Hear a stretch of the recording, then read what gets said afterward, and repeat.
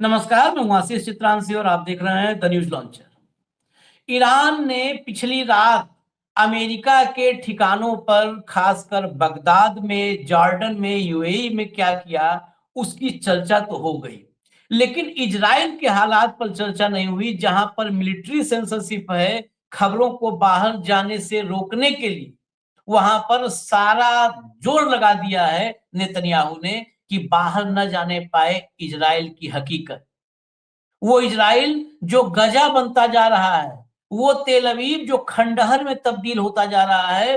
दरअसल ईरान ने 22वीं लहर के बाद से, अब तो 23वीं लहर भी आ गई, 21वीं लहर के एंड और 22वीं लहर से खुर्रम शहर मिसाइलों की बरसात शुरू कर दी इजराइल और अमेरिका के ठिकानों पर, और खासकर इजराइल में भयंकर तबाही। अमेरिका ने तो दावा किया कि हमने 3000 ठिकाने तबाह कर दिए ईरान के। ईरान में आप बस खाली सच झूठ का फैसला तर्कों पर कीजिए और तथ्यों पर कीजिए, तर्क और तथ्य। ईरान में आप चले जाइए, ईरान की भौगोलिक स्थिति, ईरान की जनसंख्या, ईरान के शहर, सब आप देख लीजिए। 3000 ठिकाने अगर ईरान में तबाह हो गए होते तो ईरान तो समतल हो गया होता। अब तो वहां पर दोबारा नींव खोद करके नींव पूजन हो रहा होता नई इमारत के लिए, पूरा प्लेन हो गया होता, लेबर भी नहीं लगाने पड़ते। 3000 ठिकाने तबाह कर दिया। ईरान जो कर रहा है उसके फुटेज और उसके दावे बिल्कुल धरातल पर नजर आ रहे हैं। युद्ध में हो सकता है थोड़ा बहुत 19-20 हो, लेकिन 19-20 भी हम तो इसलिए नहीं मानते क्योंकि झूठ जब अमेरिका और इजराइल के पकड़े जा रहे हैं तो हम क्यों संदेह करें ईरान पे। वो सीधा सपाट बात है। अब खुर्रम शहर 4 जो है, उन्होंने इसकी जबरदस्त बारिश की है और 7 ठिकाने तबाह कर दिए हैं। वो 3000 किए हैं भाई, शक्तिशाली है, 3000 ठिकाने कर दिए। उसके बाद भी 7 ठिकाने तबाह हुए हैं अमेरिका के। जॉर्डन में और यूएई में, इन दोनों में जो अमेरिका का डिफेंस सिस्टम है, ये डिफेंस सिस्टम बंद हो गया है, पूरी तरह से ठप पड़ गया है। दोबारा अब डिफेंस सिस्टम लगाने की तैयारी हो रही है। Complete collapse of US defence system, ये सबसे बड़ी खबर है। हम हालांकि खुर्रम शहर पहले बता रहे हैं क्योंकि लोगों की रुचि थोड़ा मिसाइल धमाके में ज्यादा होती है, लेकिन अगर हमसे पूछा जाए तो जॉर्डन और यूएई में यूएस डिफेंस सिस्टम बंद होना ये सबसे बड़ी खबर है। और शायद इसीलिए पिछली रात में फिर ईरान के आगे हाथ पैर जोड़ने का सिलसिला शुरू हुआ है। इजराइल के तेल अवीव जैसे शहर खंडहर में तब्दील हो चुके हैं, और ये बात कई वहीं के संपर्क में रहने वाले लोग अपने वीडियोज में बता रहे हैं। जिनके जानने वाले लोग जो है अमेरिका में हैं या कहीं भी हैं, उनकी जो लगातार तेल अवीव में बातचीत हो रही है, वो बता रहे हैं कि यहाँ की स्थिति अब तो गजा जैसा तेल अवीव भी नजर आने लगा है। तेल अवीव के कई हिस्से, और तेल अवीव इजराइल का सबसे प्रमुख, सबसे बड़ा शहर है। भाऊ को लाइए, मैं खबरें दिखा दूं एक बार, और फिर भाऊ का रिएक्शन ले लिया जाए। स्वागत है भाऊ। भैया दिखाना शुरू करिए, शुरुआत करिए, एक एक करके लाइए खबरें। ईरान ने यूएई और जॉर्डन में अमेरिकी रडार सिस्टम पर किए हमले, सैटेलाइट इमेज से खुलासा। देखिए, पहले तो मानते नहीं है सब, धीरे धीरे खुलता है तो एक एक करके एक्सेप्ट करते हैं। यूएई और जॉर्डन दोनों में अमेरिकी रडार सिस्टम पर हमले किए, सैटेलाइट इमेज से खुलासा। यहां पर सिर्फ हमले तक का है, आगे देखिए बंद हो चुका है, बंद कंप्लीटली। ये अब फंक्शनल अब नहीं है। आगे बढ़िए, अगला लाइए। अभी जॉर्डन में अमेरिकी डिफेंस सिस्टम को ईरान ने किया निष्क्रिय। ये ईरान ने जॉर्डन में तैनात अमेरिका के terminal high altitude area defence जो थर्ड है, इसको निशाना बना करके उसे पूरी तरह निष्क्रिय कर दिया है। आगे चलिए। ये सुबह 8 बजे जो है ये हो चुका था निष्क्रिय। ईरान ने अचूक निशाने से भेज दिए 7 अमेरिकी ठिकाने। यूक्रेन का बदला मिडिल ईस्ट में ले रहे हैं पुतिन।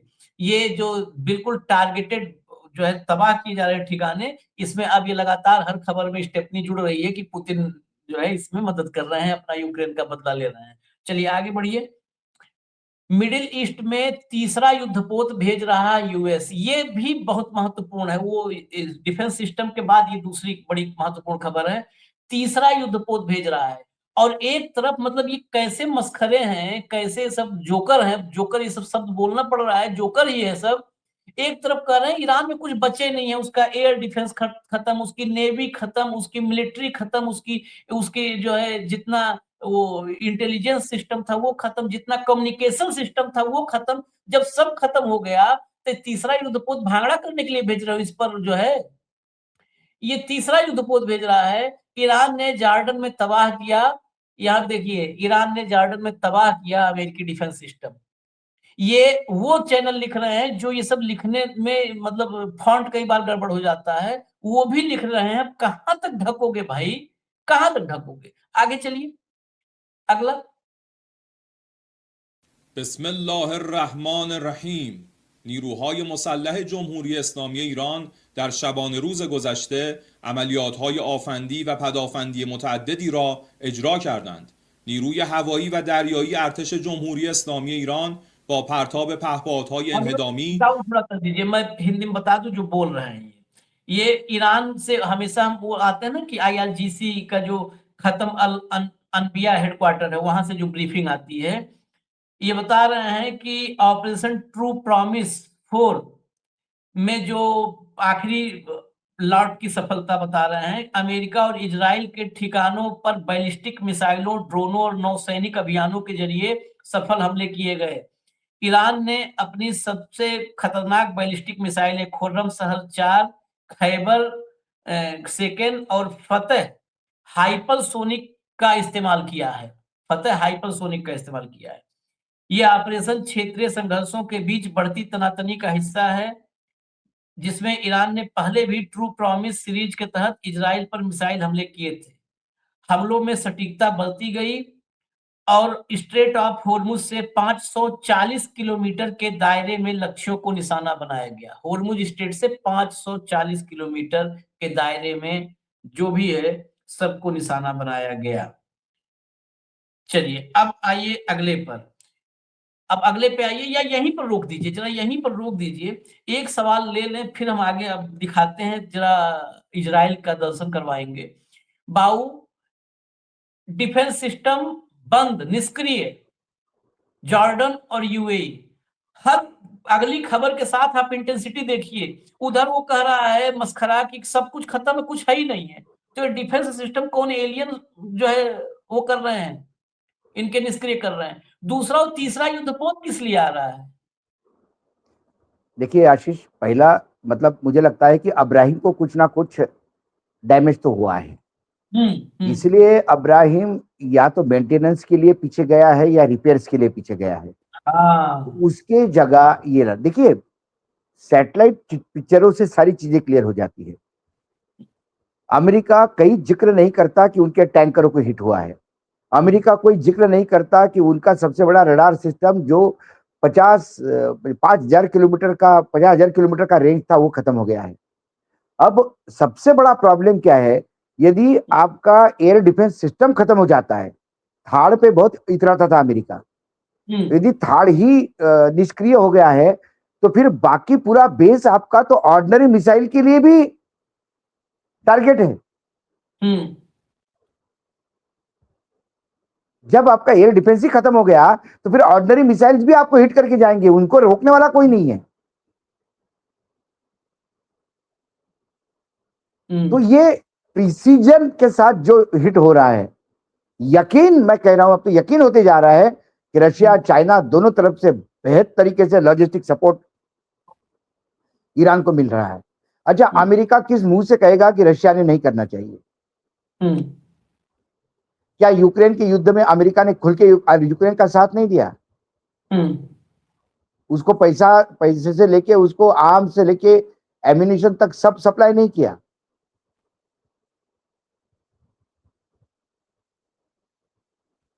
जब रशिया के खिलाफ आप खुल के सप्लाई करते हो तो रशिया लॉजिस्टिक दे रहा है, आप किस मुंह से रोकोगे रशिया को?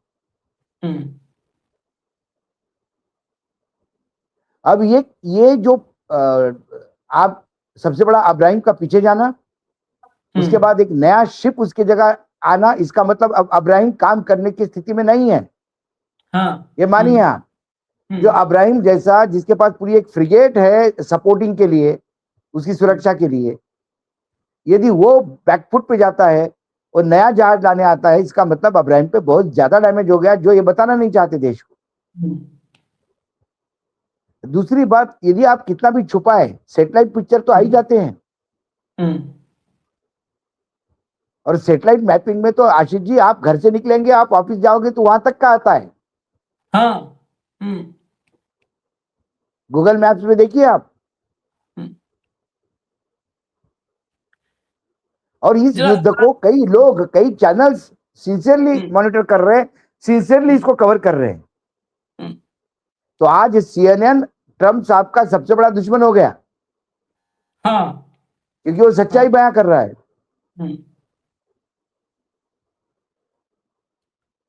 और आपको दिखा क्या अब इजराइल में जो अटैक, क्योंकि अभी पिछले 1-2 घंटे के भीतर फिर बड़े हमले हुए हैं।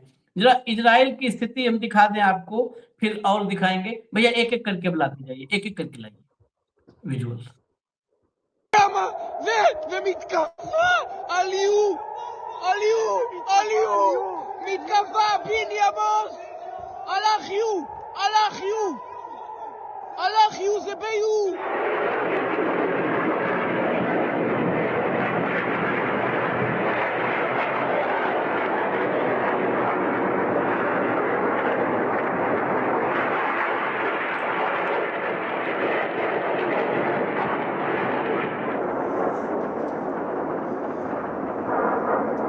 ये अल जजीरा के विजुअल हैं।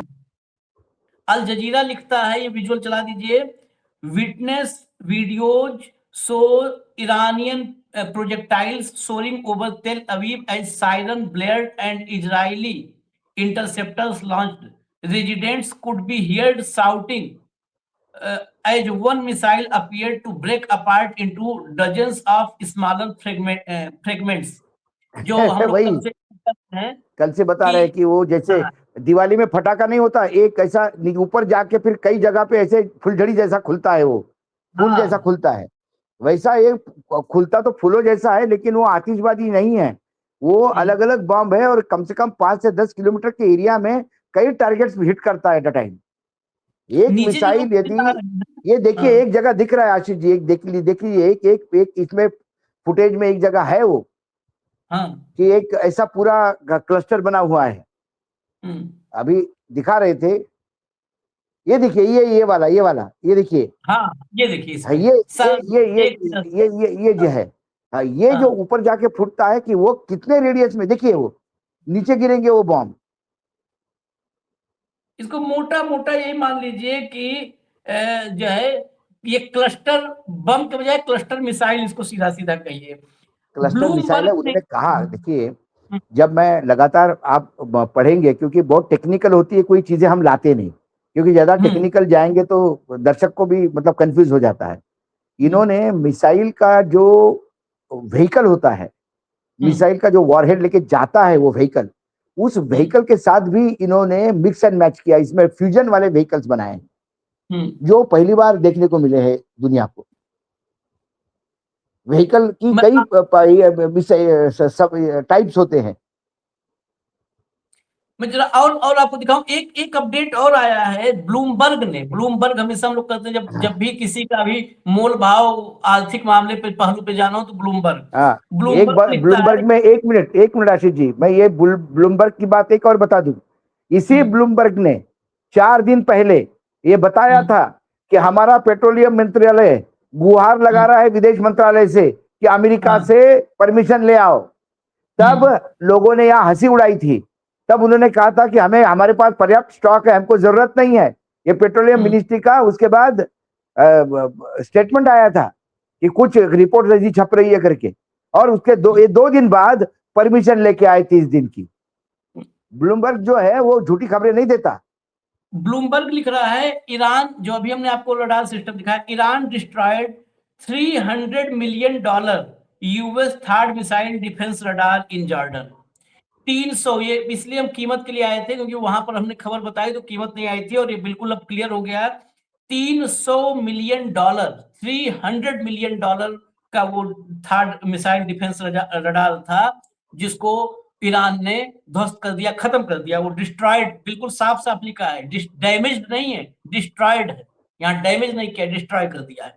आगे चलिए, अगले पे आइए, अगले पे आइए। Alerts are expected in a few minutes. Find the best protection around.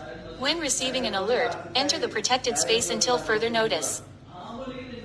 V Blizai Minuti Osaditsa Signal Sereni. ये इसलिए चलाया था, इससे आप एहसास कर लीजिए। सुनिए, ये वहां का वार्निंग सिस्टम है, ये लिख के पर्ची जैसे आता है, टेलीफोन में निकलता था वैसे ही। Alert are expected in a few minutes, find the best protection abroad, when receiving an alert enter the protected space unit, further notice, until further notice. हाँ, ये कंटिन्यू चल रहा है तेल अवीव, खासकर तेल अवीव में। अगले पे आइए, अगला टेलीग्राफ की रिपोर्ट में अलग अलग, क्योंकि इस मिलिट्री सेंसरशिप में भी कुछ ना कुछ तो चीजें आई जा रही हैं। ये टेलीग्राफ की रिपोर्ट, टेलीग्राफ क्या लिखता है? The telegraph, the second we went outside we saw everything up in flames. एकदम साफ पढ़िए, the second we went outside we saw everything up in flames, Iranian cluster bombs have rained down across parts of Israel, including a rural community near Tel Aviv. नीचे photo भी दिखा दीजिए, ये पूरी report है, फोटो हम तो screenshot लिए हैं, ये नीचे पूरी वीडियो रिपोर्ट है, द टेलीग्राफ की वीडियो रिपोर्ट। और वो क्लस्टर जिसको हम लोग क्लस्टर म्यूनिशन और मिसाइल कर रहे हैं, उसको उसमें सीधा सीधा क्लस्टर बम ही लिखा है कि चारों तरफ we saw everything up in flames, सब कुछ हमने वहां पर। वो कहता है कि एक सेकंड हम बाहर क्या आए तो हमने सब कुछ आगे आग भी देखा, जलते, हाँ सब जलते। वो जो ईरानियन क्लस्टर बम है उसने तेल अवीव के पास ग्रामीण क्षेत्र में तबाही मचाई हुई है, और नीचे फोटो दिया। अगले पे आइए, अगला। अब इजराइल की स्थिति जाननी जरूरी है, जहां पर बहुत भयंकर सेंसरशिप है, अभी उसका भी सबूत है। ये इजराइल में मौजूद संवाददाता ने जो भी इस मुश्किल हालात में भी वो किया है, ईरान ने ये आज सुबह 10 बजे का है, ईरान ने फिर किया इजराइल के ऊपर मिसाइल अटैक। हमले में प्रयोग किया गया मिसाइल मल्टीपल वार हेड से लैस क्लस्टर म्यूनिशन जैसा विजुअल आसमान में दिखा। ये मधुरेंद्र की रिपोर्ट, मधुरेंद्र वहीं पर रिपोर्टिंग करने वाले रिपोर्टर हैं। ये देखिए, और उन्होंने वो देखा, आंखों देखे लिख रहे हैं कि हमले में प्रयोग किया गया मिसाइल मल्टीपल वार हेड से लैस क्लस्टर म्यूनिशन जैसा विजुअल। आगे चलिए, आगे चलिए, अगला। ये तेल अवीव देखिए, ये तेल अवीव में धमाकों का, इतनी पाबंदी के बावजूद ये क्लैश रिपोर्ट और उन जगहों के जो विजुअल्स हैं वही हम दिखा रहे हैं। अगला चलिए, ये तेल अवीव है, आगे।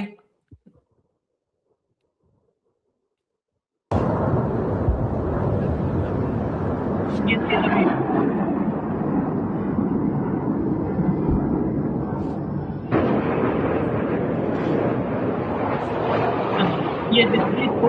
ये छोटी सेकंड की बनाया, उसको रिपीट करके आगे चलिए, अगला, अगला।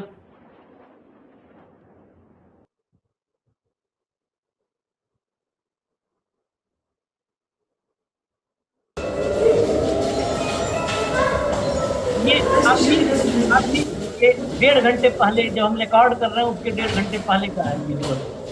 ये विजुअल देखिए, मैं बता देता हूँ विजुअल क्या है। ये तेल अवीव में, पीछे ऑडियो सुनिएगा, आवाज सुनिए। तेल अवीव में मिसाइल अलार्म के बीच बंकर की तरफ भी भागते हुए लोग, ये इजराइल जिसको बिल्कुल भारत की मीडिया से जिस कवरेज को, वो यहाँ पर भारत की मीडिया में वही दिखाया जाता है जब नेतन्याहू, फ्रेंड नेतन्याहू आता है और कहता है बिल्कुल हम सब ईरान को मटिया मिट कर दिए हैं, बस उतना दिखाया जाता है। ये इजराइल के लोगों की हालत देखो, छोटे बच्चे को गोद में 2 ही बच्चा, एक कंधे पे एक बच्चा, दूसरा बच्चा टांगे भगे जा रहे हैं बच्चा। और ये पूरे दिन की हालत है। अभी टेलीग्राफ ने लिखा था कि ऐसे में ही जो थोड़ा सा बाहर आने पे दिखता है कि हो गई तबाही। अगला लाइए, अगला ये सुनिएगा गौर से, ये जर्मन पत्रकार। Hi, I'm Sophie. I'm a correspondent for German TV ARD covering Israel, the West Bank, and Gaza. And I want to talk a little bit about the challenges we're facing here as journalists at the moment. So, of course, there is a security concern, Iranian missile attacks. So whenever we go out and film, we think about where the closest shelter is. Then there are restrictions, military censorship. And according to these rules, we are only allowed to film and report if civilian targets were hit, residential buildings, for example. But if military or strategic targets were hit, we are not allowed to film and report unless we get the approval of the censor. The military censor says that's because that's sensitive information that Iran is not supposed to get. But the problem is that that can create the impression that only civilian and no military targets are being aimed at and hit. And with regards to Gaza, the problem is that we've been barred by Israel from entering Gaza independently since October 7, 2023, when Hamas attacked Israel. We also can't enter from Egypt, and that's why we work with local Palestinian journalists on the ground who help us and risk their lives doing so. If you want to know more about the challenges covering Iran, then follow my colleague Katharina Willinger. ये Germany की reporter बता रही है भाव। अब इससे ज्यादा और क्या होगा? केवल सिविलियन कि हमको सिविलियन टारगेट ही रिपोर्ट करने के लिए बोले हैं, आर्मी टारगेट, डिफेंस टारगेट मना किए हैं, ताकि बाहर ये मैसेज जाए कि सिर्फ सिविलियन को मारा जा रहा है, जबकि डिफेंस का भी टारगेट हिट हो रहे हैं। ये सेंसरशिप है, वो अलाउ नहीं करते। हमको गाजा में जाने की परमिशन नहीं है। स्थिति बहुत भयावह है, बार बार बंकर में भागना पड़ रहा है, ईरानियन मिसाइल रेन हो रहे हैं। पैलेस्टाइन की गाजा में जो रिपोर्टिंग हमको लोकल रिपोर्टर्स है उनके, वो अपनी जिंदगी दांव पे लगा कि हमको कहीं वहां अंदर ले जाते हैं और बाहर लाते हैं और हमको रिपोर्टिंग में मदद कर रहे हैं। एक गाजा के साइड पे है इजराइल के रिपोर्टर, गाजा साइड में। चलिए, ये अपडेट्स हम लाते रहेंगे लगातार। फिलहाल हमें इजाजत दीजिए, हम फिर आते हैं थोड़ी देर में। धन्यवाद भाऊ, बहुत बहुत धन्यवाद। नमस्कार। धन्यवाद।